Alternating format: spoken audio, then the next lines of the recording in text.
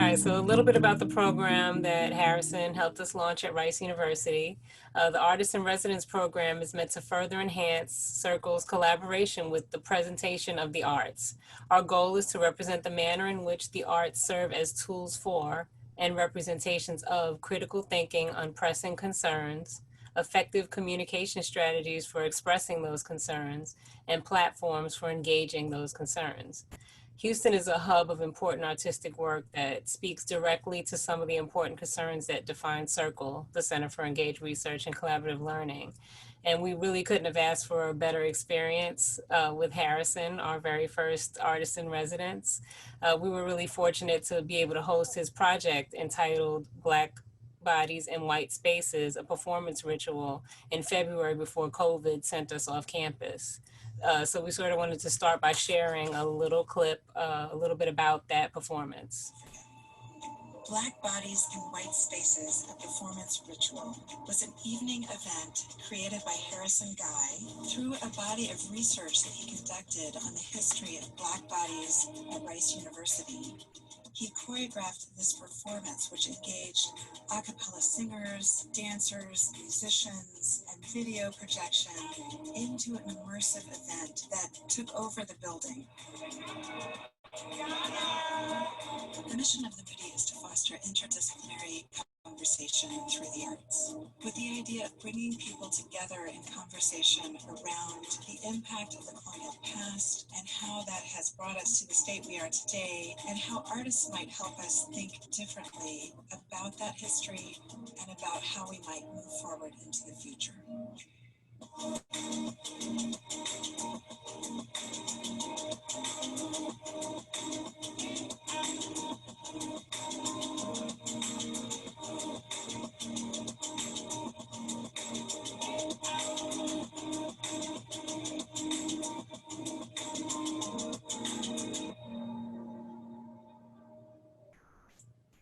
Thank you.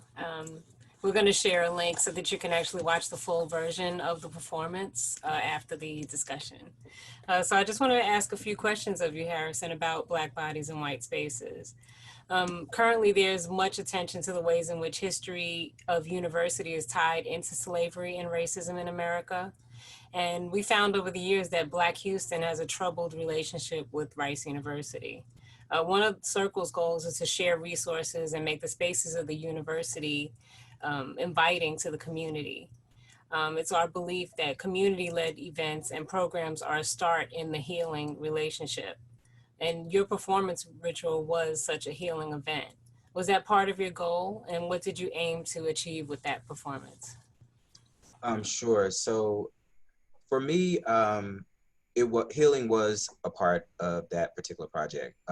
That's my approach to the work that I do. I've kind of been I started Urban Souls, my dance company. I started as a pro-Black company that talked explicitly about racism from day one. So we are 16 years old, or will be 16 years old in 6 days.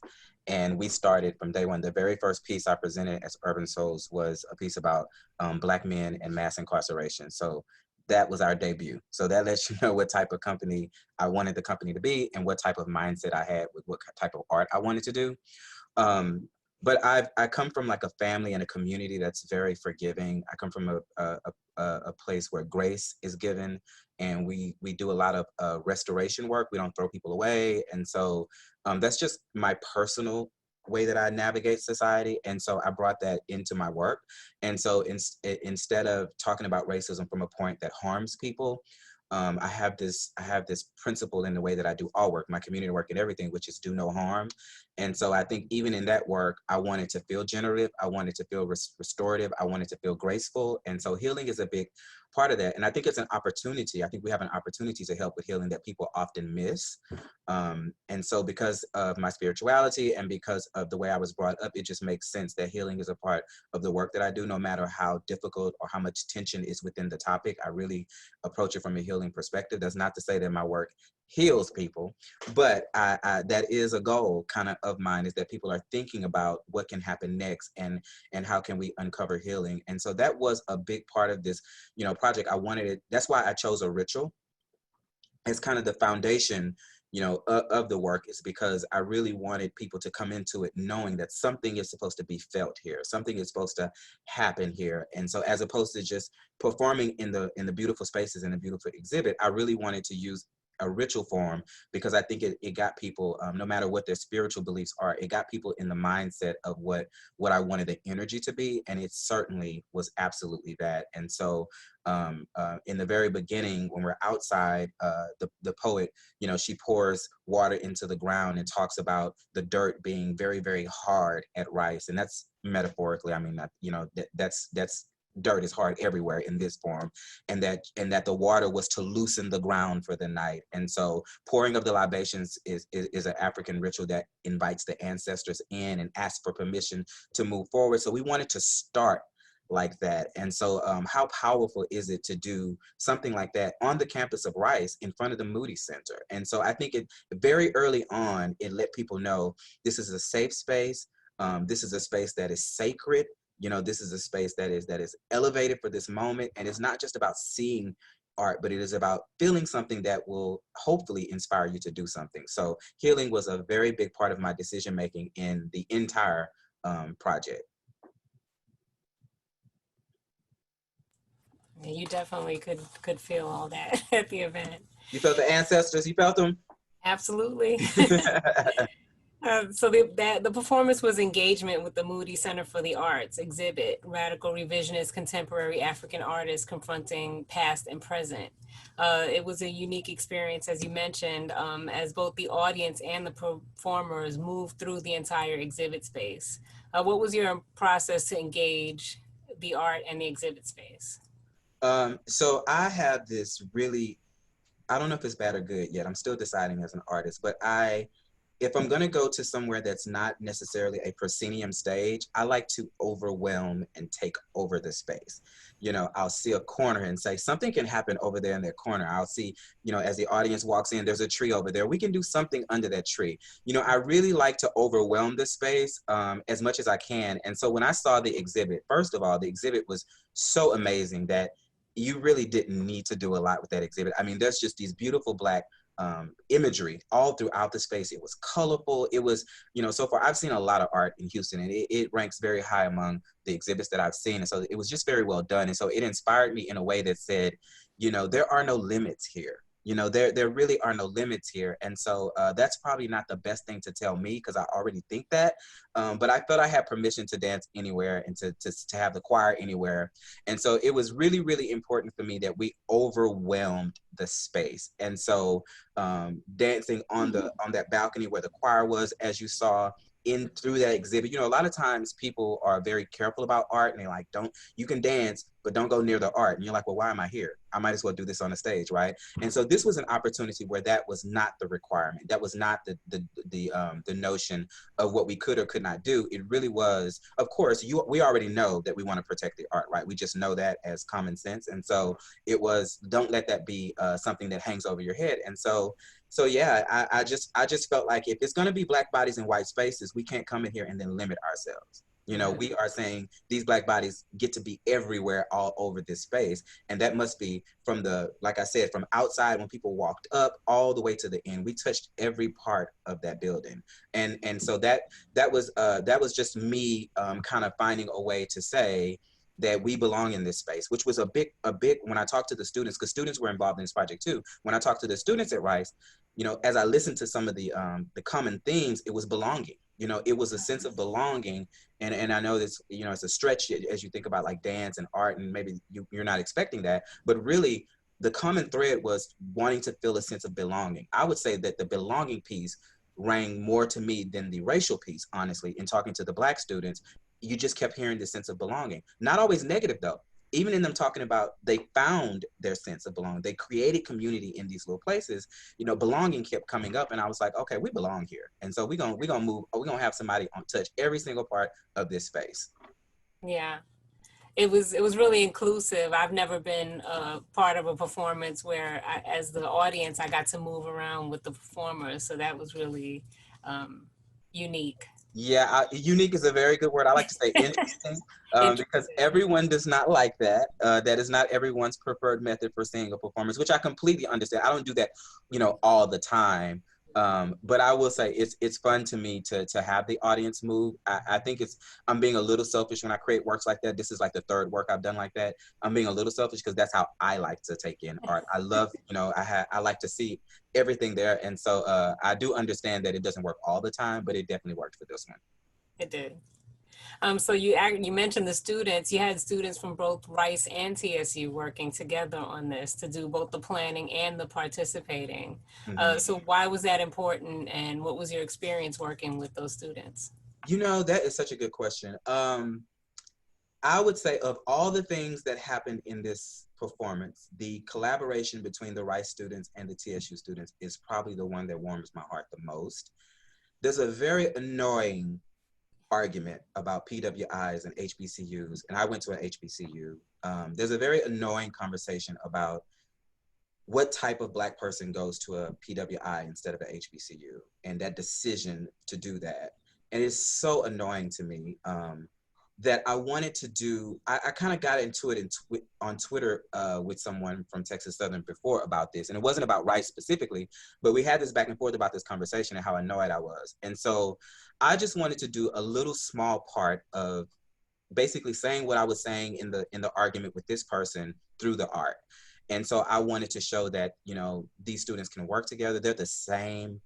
They have a lot of that sense of belonging. The TSU students talked a lot about that too. And so there were so many similarities, and I just wanted to build a bridge between, between TSU and Rice, because this project for me was not just about a contained environment of Black students on the campus. It really was about the perception of Rice in Houston too.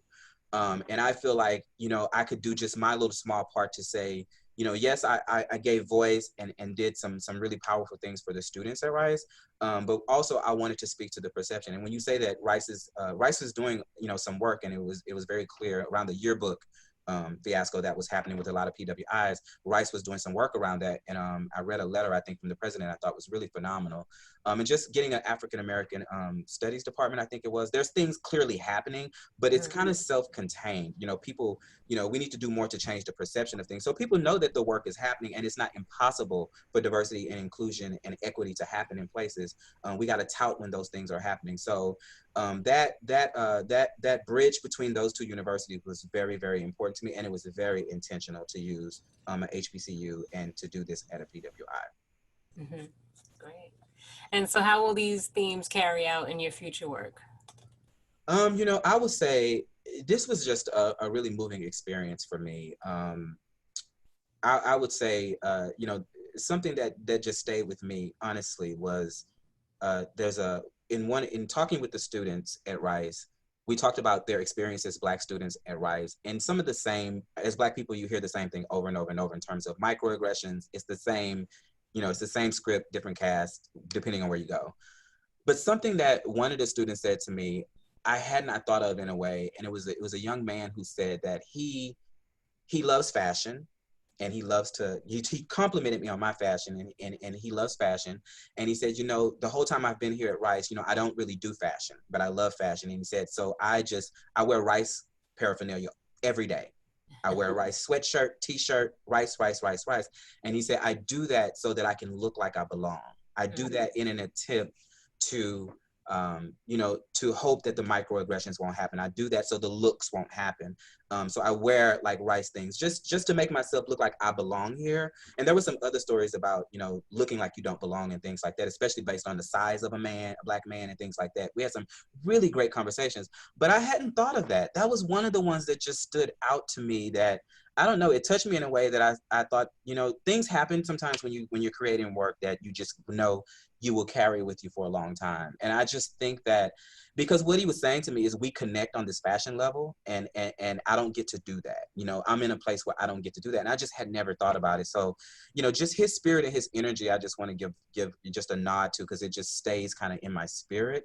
But the Black bodies and white spaces, what will stay with me is I want to do more Black bodies and white spaces, because it happens everywhere. You know what I mean? It's not just Rice, unfortunately. It happens all the time in other spaces. And so Rice kind of opened this door to, this will probably be my personal projects will probably be Black Bodies in White Spaces for quite some time. I want to see how I can expound on it and do it in other ways. It was such a great experience, and that helped definitely for me, because sometimes you do projects and you hate them and you're ready to move on.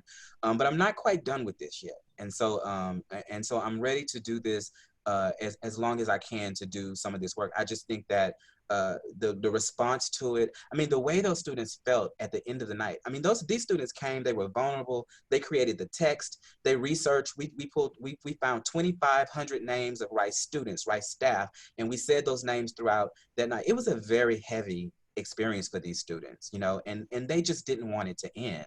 And so if we can continue to light those fires and to do that from place to place, I'm game. And so I think Black Bodies in White Spaces definitely hasn't seen its last day.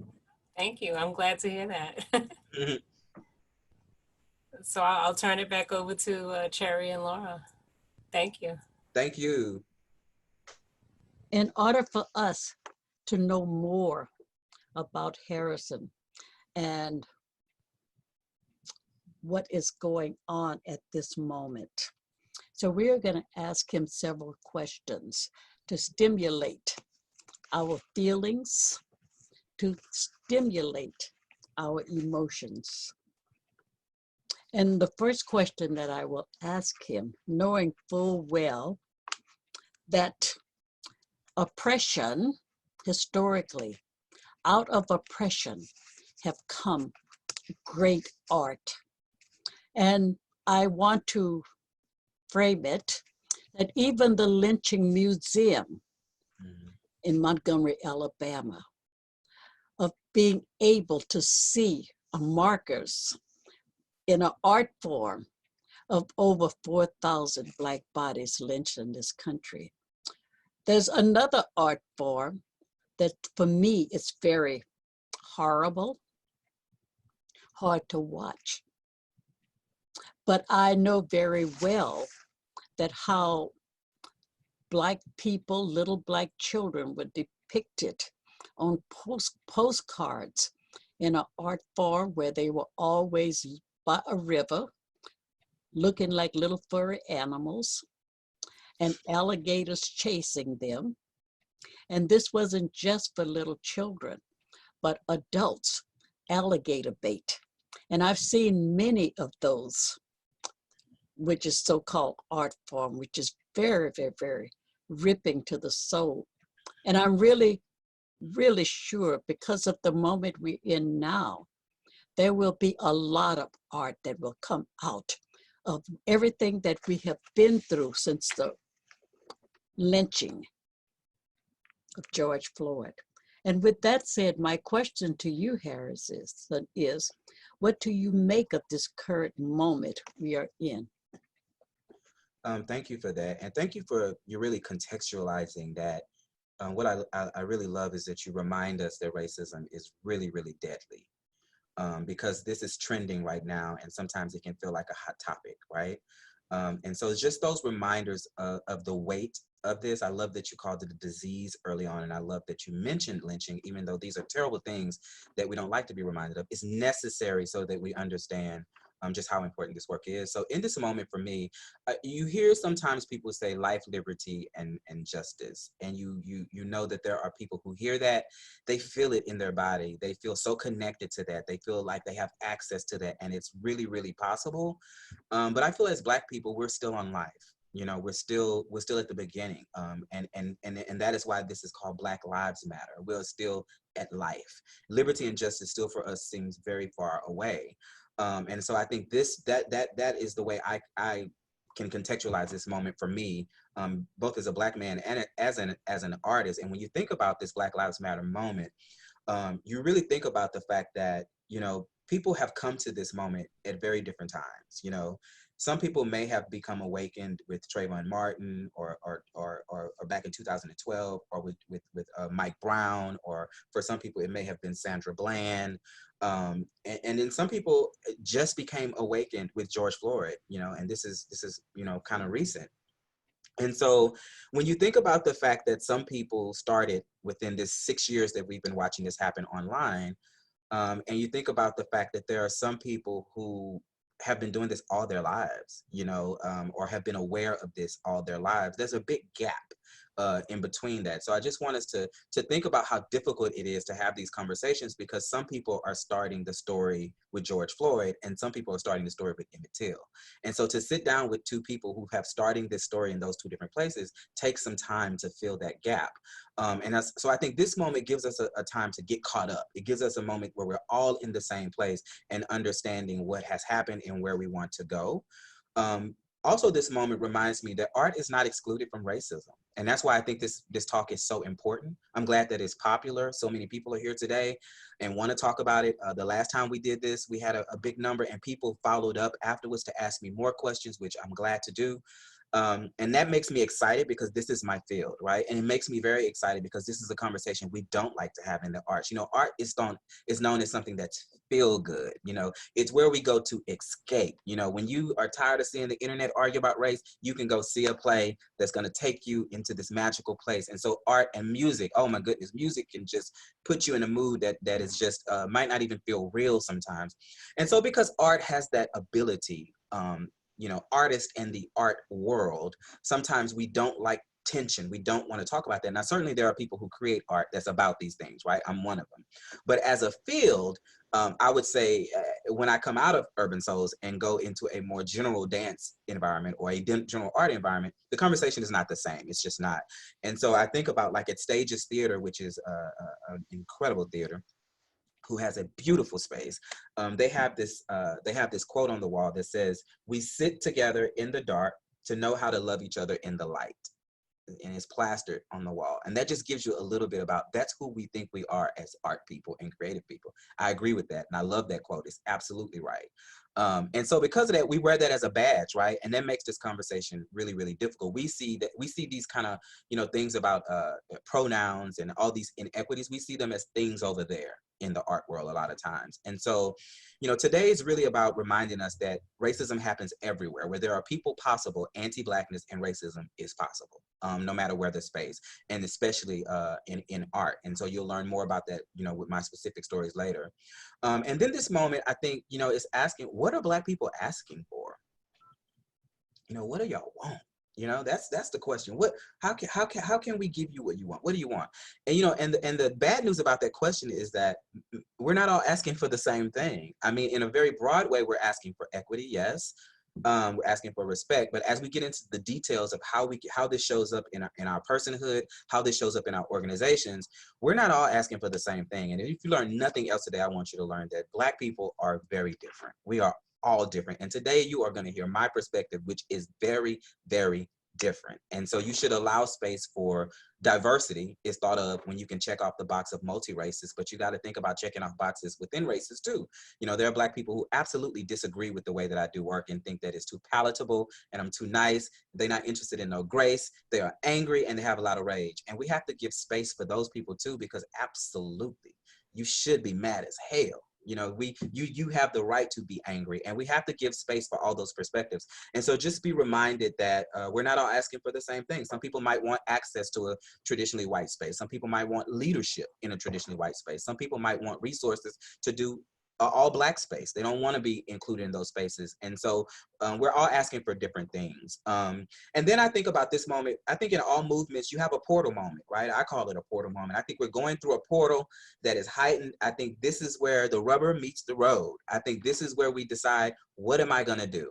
And I think when we look back, this is the moment where that will really tell us who we were. And so you don't want to be down the years and say, well, I didn't show up at any protests, or I didn't change at all, or I didn't know it was going on. God forbid you say that.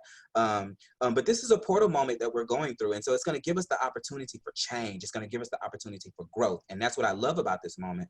But the bad part about a portal moment is it won't last. People will move on. People will definitely move on. And so we have to really think about what we want to do. And it has to be a fire under our belly that makes us quicken to this moment, because it will go away, and that's unfortunate, but we know that that's how it happens. And so we have the power to not let it go away for us personally, but I think as a mass kind of world, people will move on. And then the last thing I'll say about this moment is that, it's difficult. when we think about doing anti-racism work and diversity and inclusion and equity, those are such feel-good words because we're thinking about when we get them, you know, when we finally get there and we can say we have it. Those are feel-good words, but the work is hard. It's very hard. And I would say if you are comfortable in this work, if you are comfortable in these conversations, you're probably not doing it right. You know, you're probably not. There should be some discomfort on some level with approaching this. And so we got to get comfortable with being uncomfortable so that we can use that discomfort for something good and we won't run away from it. But this is really hard work. And that's something I want us all to give ourselves credit for. Even showing up today and hearing this, there are people who probably, this is their first time having a conversation or being at a conversation about race. And so they really have these feelings inside of them that they don't know what to do. And so it's hard. And I want us to understand that it's hard. So I like to say it's hard, it's urgent, and it's ongoing. And so we understand the difficulty. The urgent part is that we late to the party. You know, this whole racism, marginalization, oppression, this has been going on for a very long time. So although we're excited about this awakening and having so many people now really trying to figure out what to do with this Black Lives Matter moment, this is late. We're late. I can't believe we're still working on this, right?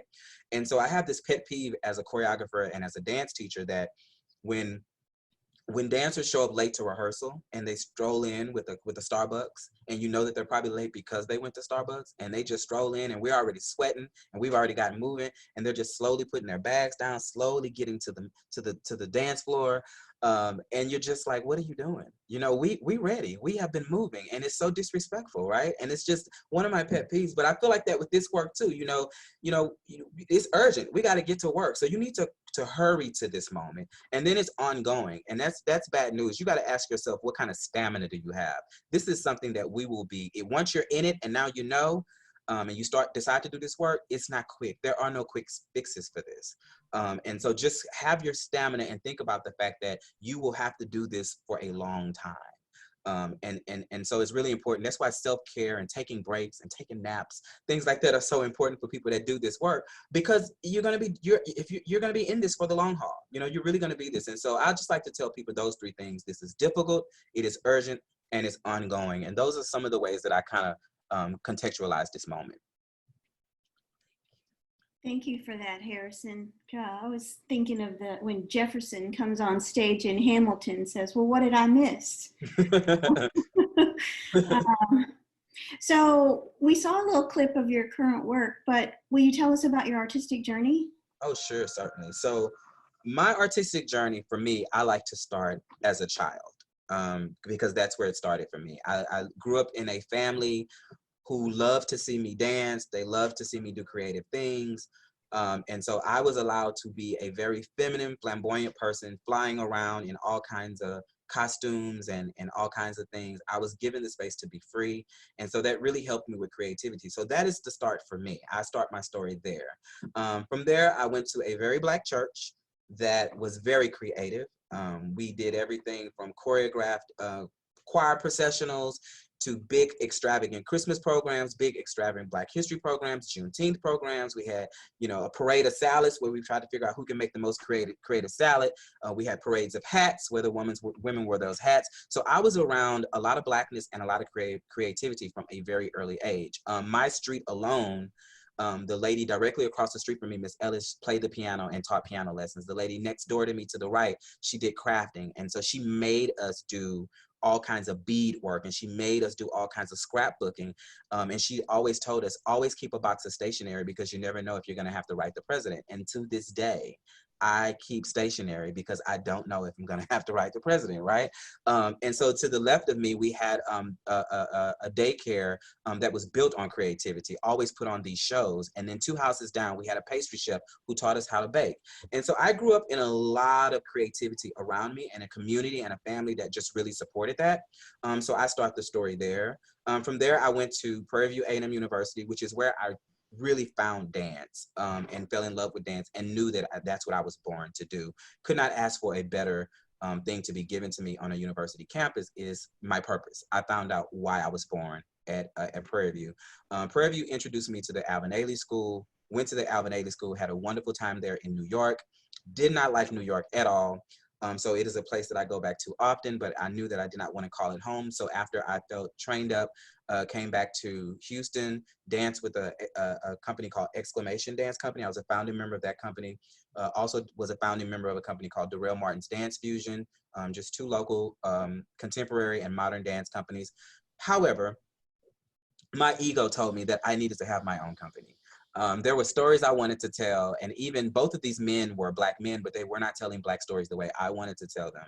And so I decided I wanted to create Urban Souls. And so I started a free modern dance company on Sundays, and people would come dance with me on Sundays. And before you knew it, I was like, wow, y'all look amazing. We might need to get on stage. And it became Urban Souls Dance Company 16 years ago.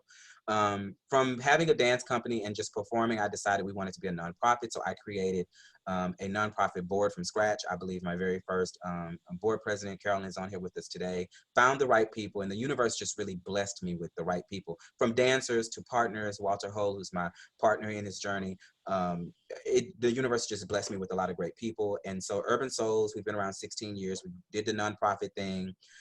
From there, we had to develop an audience, which I'm so proud of. For a while, we had a huge audience base. We don't do seasons and proscenium shows like we used to. We're more project-based, and we do things like Rice University and things like that. But when we were in our season moment of 3 shows a year, had an amazing, huge audience, who we still have, but we just don't meet in a big theater like that anymore. And so just building those programs and that audience is something I'm very proud of. One of the most things that I'm proud of is when I went to Rwanda to do an exchange. In Rwanda, it was my first time in Africa. It was life-changing. And I have to make a moment about this Rwanda moment for me, is because when I came back from Rwanda, I was not the same. I don't create the same. I don't approach art the same. What I was able to get away from in Rwanda was the white gaze. And believe it or not, even starting the company as a pro-Black company, I still had to play the game of white supremacy in art spaces, trying to navigate the nonprofit world. And so Rwanda just, I think it was because, you turn on the TV, and I think I was watching TV for like 3 hours one night. And I was like, wow, I have not seen a single white person on the TV. And I was just like, imagine that, and it just really got me to thinking about, I don't know, it was a weird thought, but I just really started to think about a world without white people. And then from there, I went down this tunnel of like, well, what if whiteness did not exist? And what if you operated as whiteness did not exist? And it was scary for me to think that way. But I started having those thoughts in Rwanda, and when I got back, I just wasn't the same. And so I decided I want to do things differently. And so it really changed who I am as an artist, who I am as a person. It made me, we felt a very communal aspect in Rwanda. So I'm much more collaborative in the way that I work. I'm much more driven by community. It made me want to create spaces for Black people. So I created something called Brave Bodies, where even dancers that don't dance with me, I just gather all Black dancers in Houston who want to come together just to talk about dance, to talk about art, to collaborate, and to talk about resources. And so I created that space. I did the same thing for all Black artists with something called the Black Arts Movement, because I know how important it is to have specifically safe, segregated spaces for Black creatives because of the way that the arts world work. We need these spaces, and we need these spaces because if one thing will not be in these spaces, it would be racism. And if we can create a space where now we still might have homophobia we got to work through, we still might have sexism we got to work through, but the one thing we can eliminate in these Black spaces is that you won't experience racism here. It's worth creating, and we'll work through those other messiness that we have to as Black people, but just a space that is void of racism is worth creating. And so we've created those. Currently, I'm the director of arts and culture in the Fifth Ward community. The Fifth Ward community reminds me of my hometown. And so I love it here. I'm charged with bringing some amazing artistic things here in Fifth Ward. I'm also active in the LGBTQ community. I just finished my term as the chair of the mayor's LGBTQ community. And so I'm so glad that we started out with pronouns at the beginning, and people think that things like that are just, frivolous and they don't mean anything. But trust me, there's someone on here that felt seen when you asked us to do that. That's so important. And so now I'm on the mayor's policing task force. So I'm involved in a lot of stuff. I like politics. And so I wanted to contextualize who I am as a person, give you that journey. I know that was a lot. I prefer doing that as opposed to you reading a bio, because I want you to know what type of person I am and what type of Black person I am. There are types of Black people, okay? And I am a very Black person. I grew up in a very Black community, a very Black family, and a very Black church. I went to a very Black college. So that puts you in the mindset of what type of person I am, which is not a negative thing that we have different types of Black people, but it is important to know who you're talking to. I think sometimes when you find a Black person, you can't figure out why it's not going where you think it should go. And it might be because you don't have enough of the experience you want in the room. And so it's very important for you to think about, and that's just my nod to that diversity of Black people. I want you to get that. And I want you to understand, oftentimes people have come to me and I said, I'm not the right person for this, but I know exactly who you need to talk to. And so that's why I like to contextualize that. And the second part of that is, there are a lot of times that people are waiting to hear the thing. And why are you doing this talk? Why are we listening to you? And for some people, it was probably the Alvin Ailey moment where you said, oh, okay. And you sat up, you said, okay, he might be about something, right? But for me, again, I start my journey as a child. That's important, because without that, you don't get Alvin Ailey. You don't without a family that let me just flail around, in skirts and robes, I don't make it to Alvin Ailey. So it's very important that we give people validation from where they start their story and not where we think the story starts. And so those are the two reasons why I really like to give that information about myself and contextualize who I am, and why we should take all those things into consideration. Personal experiences around language, perceptions in the arts. So when I think about language, I think about a specific instance where I was asked to curate a show that I had been to for two times. The show, it was an annual show that happens.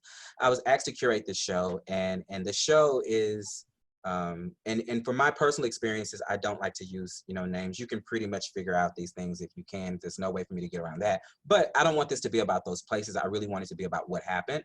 And so I don't really like to name places. And so I'll just say that I curated this show, and the show brought in a number of we'll say they brought in 15 people to dance. And so in this show, the 2 previous years, there were 14 non-Black people and maybe 1 Black person.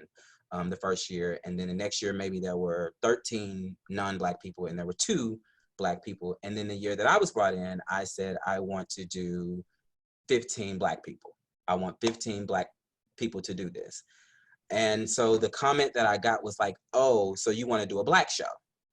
And I said, well, no, I want to do the same show we've done before, but I want it to be all Black, all Black acts in the show.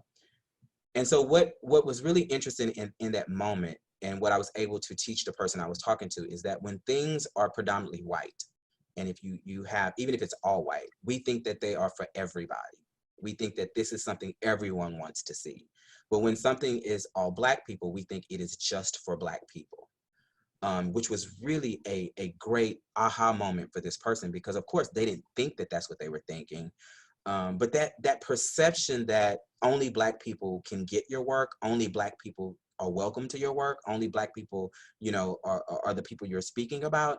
That perception is something that is built in, it is dripping in racism. Because then this notion that white experiences speak to everyone just automatically, you can't really get, any more racist with that. And so I use that as an example of how perception and kind of language and kind of how we think about art is really, really powerful. And I've experienced that a lot. It took me a lot to build my audience with Urban Souls, because I knew that Black people would come. I knew that I had to work with that, because I knew white people wasn't going to come, even though I tried to have it at places that, the Cullen Theater and Hobby Center, places where it would be like, oh, okay, well, these are places we can go to. And it's just to be very honest, they just didn't come, and I think I remember the moment when me and my partner Walter said, he said, Harry, they're not coming. And I had to just accept that. And so that moment with that show and curating that show just kind of let me, it was just a reminder of how we think, who doesn't want to come to the Nutcracker? It's for everybody. And you might see a Nutcracker with not a single Black person in it, but you assume that because it is a citywide thing that is for everyone, and it's a classical traditional story, that, of course, everyone can come here and everyone's going to be welcome here. And so those are the kind of words: classical, traditional, quality, fine art, those types of coded language a lot of times that are really, really infused with some white white supremacy and racism that we don't automatically think about.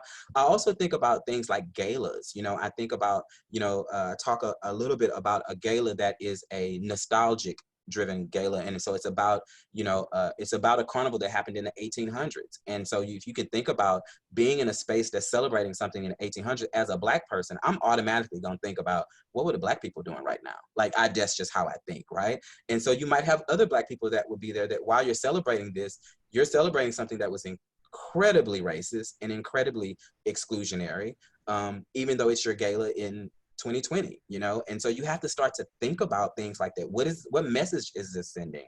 I also like to talk about, in this COVID moment, a lot of artistic groups who perform on stages, and this is not a jab to anyone, because I actually liked it and thought it was okay, but a lot of people use "The Curtain Will Rise Again" as kind of like their call to action for once we get over this.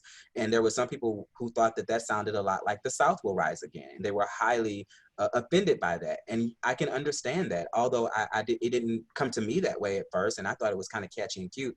There are people, and that speaks again to different Black people hear different things, and so you know, that kind of language is something we have to kind of think about.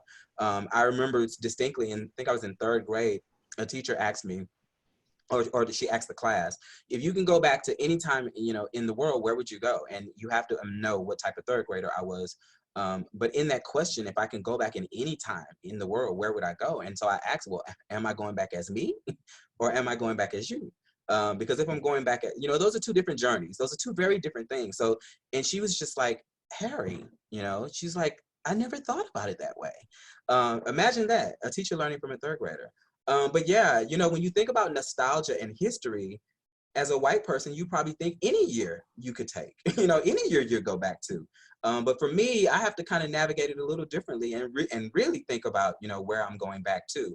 So things like that we don't think about. And easily we can have a nostalgic show, we can have a nostalgic theme, we can have a nostalgic gala. And so just thinking about, before we do that, what is this saying to the totality of our audience? What is this saying to everyone? So that's just a little bit about that. But also, I think the reason why this is important to talk about perception and galas is because if people are thinking, if people are thinking that what I do is just for Black people, people won't write about what I do. You know, if you Google Urban Souls, you're only going to find like 2 articles in the Chronicle. We are 16 years old, 16 years old. And as you know, grants ask you for writings. You know, how would I ever get my MacArthur Genius if no one has ever written about me, right? But people think that maybe the Black newspapers will write about you. I don't know. They feel like this is something that's not for everyone. And so the truth about it is, there's just not a lot of people who have written about, not just me. Please understand that this is a problem with Black artists, period. But the ones who do get written about, or the ones who do get a lot of press and get a lot of attention, are the ones who are linked to some type of white organization, or white people feel connected to this Black person, right? And there are lots of examples of the types of Black artists who get mass attention. They have to have checked off some box in these places that makes people feel comfortable. A pro-Black person who tells the truth about racism, rarely. In this moment, it might start happening because it's trendy right now, but in the 16 years I've been here, people have really handled me with kind of soft, kind of white gloves, because, you know, you don't know what you're going to get, or they don't know what they're going to get. And that's why that perception is so important, that we change that, so that we do see more writings. We do see more coverage of Black artists, because they certainly deserve that. There are so many Black artists in Houston who deserve to be household names. And that won't happen until we acknowledge that they're not being talked about simply because they're Black artists. Thank you.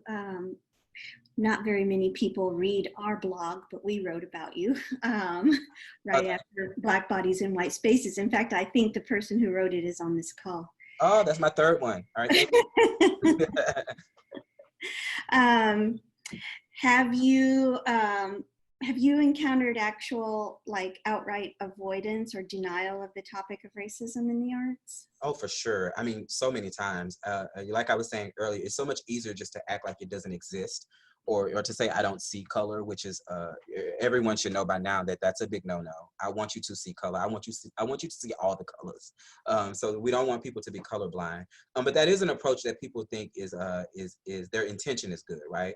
And so I can think about specifically a moment where I was up for a grant and I did not get the grant, and I was very I was very uncomfortable with some of the comments, and some of the comments had a lot of this coded language, and led me to believe that the panelists were not really the right people to even judge me or my work, because there was a lack of kind of cultural competency there.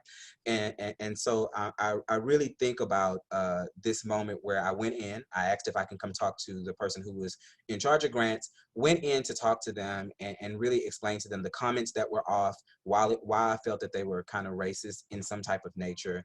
And then I think one of the comments I made, you know, because we got to talking about my journey as a leader and things like that. And I said, you know, a lot of this difficulty that I'm having is really because this is a Black company. And so this person said, well, you know, well, I used to have a dance company and we had problems too, you know, and it was very much dismissive. And it was very much, he did not understand that, yes, you have problems because of the arts. Your problems is contingent upon the fact that we have art problems. Yes, that is true. But my problems are the art problems plus racism. And he could not understand that. He just like, we're all the same, and where you have it hard, I have it hard, all artists have it hard. And if you can imagine someone like that having that type of perception, who is in charge of a grants program, you already know what the numbers look like for African American people being awarded grants from this organization, right? You already know the numbers will tell you exactly who's in charge, right? And so that was a moment where this kind of colorblind approach, you know, it could be really, really, you know, tragic for an organization that's needing this money. That's really, now we figured out a way to get around that and do our own fundraising and really fund ourselves, but everyone can't do that, and everyone shouldn't have to do that. You know, I shouldn't have to do a fundraiser before each show because I can't get grants because the person in charge, the gatekeepers, are thinking colorblind, or they're not ready to have the conversation on race. So that was just a moment of that I can think of that puts it into perspective. And I like that moment because it has nothing to do with dance and nothing to do with choreography. That's an arts thing across the board, because this person was giving grants to everyone, writers. You know, this is the person that was in charge of all grants. So it's really important for us to think about these gatekeepers and why it's important for people who have the purse to really start to think about this conversation of race as well. Thank you very much for your candid journey and for really giving yourself to your audience.